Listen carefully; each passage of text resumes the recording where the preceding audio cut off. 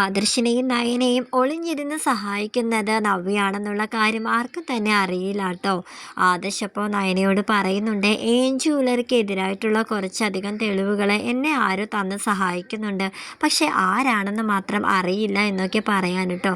അവിടുത്തെ തെളിവുകളൊക്കെ ചോർത്താൻ വേണ്ടിയിട്ടാണ് ഞാൻ മാളവികയെ അവിടെ ഏർപ്പാടാക്കി വെച്ചിട്ടുള്ളത്. പക്ഷേ മാളവികയ്ക്ക് പോലും അറിയാത്ത കുറേ കാര്യങ്ങളാണ് എന്നെ ആര് തന്ന് സഹായിക്കുന്നത്. ഇതിന് പിന്നിൽ ആരാണെന്ന് അറിയില്ലല്ലോ നയനെന്നൊക്കെ നയനോട് പറയാൻ കേട്ടോ. അപ്പോൾ നയന പറയുന്നുണ്ട് കേട്ടോ, ഇനി ഇതൊരു ചതി ആയിരിക്കുമോ എന്നും പറയുന്നുണ്ട് കേട്ടോ. അപ്പോൾ ആദർശ് പറയുന്നുണ്ട്, അത് അങ്ങനെ ആവില്ല എന്നും. പിന്നെ നാളെയാണ് മൊബൈൽ വെച്ച് ആ വലിയൊരു ഡീല് നടക്കാൻ പോകുന്നത്. അറിയാമല്ലോ, ഇതിനു മുന്നേ ഒരു ഡീല് നടന്നതിൽ എന്നെ ചതിച്ച് അവർ ഇപ്പോൾ ഈ മാർക്കറ്റ് ഫീൽഡിൽ മുന്നേറിയത്. പക്ഷേ നാളത്തെ ആ ഒരു ഡീലിൽ നമ്മൾ ജയിക്കുകയാണെന്നുണ്ടെങ്കിൽ ജ്വല്ലറിയെ നമ്മൾ കടത്തി വിട്ടും എന്നൊക്കെ പറയാൻ കേട്ടോ. അങ്ങനെ ആദർശാണെങ്കിൽ അനിയെ പോയി കാണുന്നുണ്ട്. അനിയാണെങ്കിൽ നാളത്തെ ഡീലിന് വേണ്ടിയിട്ട് അമ്പലത്തിലേക്ക് പോയി പ്രാർത്ഥിച്ചിട്ട് അങ്ങനെ നിൽക്കുകയാണ് കേട്ടോ. ആദർശ് വന്ന് അനിയോട് പറയുന്നുണ്ട്, ഈ ഡീലിന് നമ്മൾ പങ്കെടുക്കുന്നില്ല എന്ന് വേണം എല്ലാവരും തെറ്റിദ്ധരിക്കാനായിട്ട്.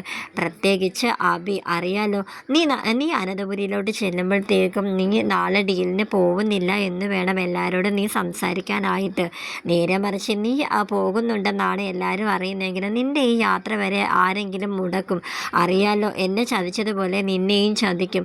ഇപ്പോൾ മുത്തശ്ശനാണെങ്കിൽ നിന്നിലാണ് ഏക പ്രതീക്ഷ എന്നൊക്കെ പറഞ്ഞ് അനിയോട് സംസാരിക്കുകയാണ്. അപ്പോൾ അനിയാണെങ്കിൽ ആദർശട്ട എനിക്ക് ഒട്ടും തന്നെ കോൺഫിഡൻസ് ഇല്ല എന്നൊക്കെ പറയുകയാണ്. അപ്പോൾ ആദർശ് ധൈര്യം കൊടുക്കുന്നുണ്ട്, ഞാൻ നിൻ്റെ പുറകിലുണ്ടടാ, നീ എൻ്റെ ധൈര്യത്തിൽ തന്നെ നീ പോയിക്കോ, എന്തിനും ഏതിനും ഞാൻ നിൻ്റെ ഒപ്പം ഉണ്ടെന്നൊക്കെ ഇങ്ങനെ അനിയെ ഭയങ്കരമായിട്ട് അവൻ ആത്മവിശ്വാസം കൊടുക്കുകയാണ് കേട്ടോ ആദർശ്. ഇതിനിടയിലാണെങ്കിൽ അനിയെ കോടതിയിലൊക്കെ വിളിപ്പിച്ചായിരുന്നു. വേറെ നിന്നെയല്ല, നമ്മുടെ അനാമികയായിട്ടുള്ള ഡിവോഴ്സിൻ്റെ കാര്യത്തിനാണ് കേട്ടോ. അപ്പോൾ 3 മാസം കൂടുമ്പോഴത്തേക്കും ഹിയറിങ്ങിന് വീണ്ടും ചെല്ലണമെന്നൊക്കെയാണ് പറഞ്ഞിരിക്കുന്നത്. അപ്പോൾ നവീനോട് അനി പറഞ്ഞു കേട്ടോ, അനാമിക അവൾ കോടതിയിൽ കിടന്ന് ഭയങ്കര കരഞ്ഞു മെഴുകുകയായിരുന്നു. അവളിപ്പോൾ പറയുന്നത് അവൾക്കിപ്പോൾ എൻ്റെ കൂടെ ജീവിക്കണമെന്നാണ്, വേറെ ഒന്നിനുമല്ല. അവൾക്കിപ്പോൾ കുറച്ച് കാശിന് അത്യാവശ്യമുണ്ട്, അവളിപ്പോൾ ഡിവോഴ്സ് തരുന്നില്ലെന്നൊക്കെയാണ് പറയുന്നത്. ഞാൻ ഇനിയും പണം കൊടുക്കണം അത്രയെന്നൊക്കെ ഇങ്ങനെ പറയാൻ കേട്ടോ.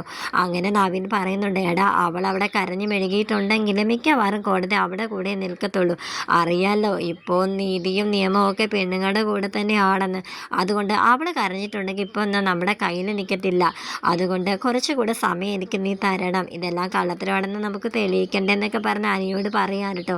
അങ്ങനെ അനിയും നമ്മുടെ നവീനോട് പറയുന്നുണ്ട്, എടാ നാളെ എനിക്ക് മൊബൈലോട്ട് ഒന്ന് പോകണം, ഇത് ആർക്കും അറിയില്ല, ഇത് അൺഒഫീഷ്യലാണ്, ഒരു ഡീലിന് വേണ്ടിയിട്ട് പോവുകയാണെന്നൊക്കെ ഇങ്ങനെ നവീനോട് പറഞ്ഞിട്ട് അവിടെ നിന്ന് ഇറങ്ങാൻ കേട്ടോ. നവ്യാണെങ്കിൽ അബിയുടെ എല്ലാ നീക്കങ്ങളും വാച്ച് ചെയ്തുകൊണ്ടിരിക്കുകയാണ്. അബിയും ഡേവിഡും തമ്മിൽ സംസാരിക്കുന്നതൊക്കെ നവ്യ ഒളിഞ്ഞിരുന്ന് കേൾക്കുന്നുണ്ട് കേട്ടോ. കാരണം അതായത് നാഗേന്ദ്രനാണ് ഇതിന് പിന്നിലെന്നുള്ള കാര്യമൊക്കെ നവ്യ നേരത്തെ തന്നെ അറിഞ്ഞിരുന്നു. അങ്ങനെ അബിയുടെ ഈ കമ്പനി മുന്നോട്ട് വളരണ്ട എന്നുള്ള ഒരു ഉദ്ദേശം നമ്മുടെ നവ്യക്കുണ്ട് കേട്ടോ. കാരണം എല്ലാവരും കൂടെ തന്നെ ചതിക്കുകയാണെന്നുള്ള കാര്യം അവൾ നേരത്തെ തന്നെ തിരിച്ചറിഞ്ഞു. അതുകൊണ്ട് തന്നെ എല്ലാ ഡീറ്റെയിൽസും ആദർശേട്ടന് ഞാനാണ് കൊടുക്കുന്നുള്ള കാര്യം ആദർശേട്ടൻ ഒരിക്കലും അറിയില്ല. എന്നാൽ ഈ ഡീലിനെ ജ്വല്ലറിനെ കടത്തിവെട്ടി മൂർത്തീസ് ജ്വല്ലറി തന്നെ ജയിക്കും. അതിന് ഞാൻ എന്ത് വേണമെങ്കിലും കഠിനമായി പ്രയത്നിക്കും, എന്ത് ഡീറ്റെയിൽസ് വേണമെങ്കിലും ഞാൻ ആദർശേട്ടൻ പോലും അറിയാതെ ഞാൻ കൊടുക്കുമെന്നൊക്കെ പറയുകയാണേ.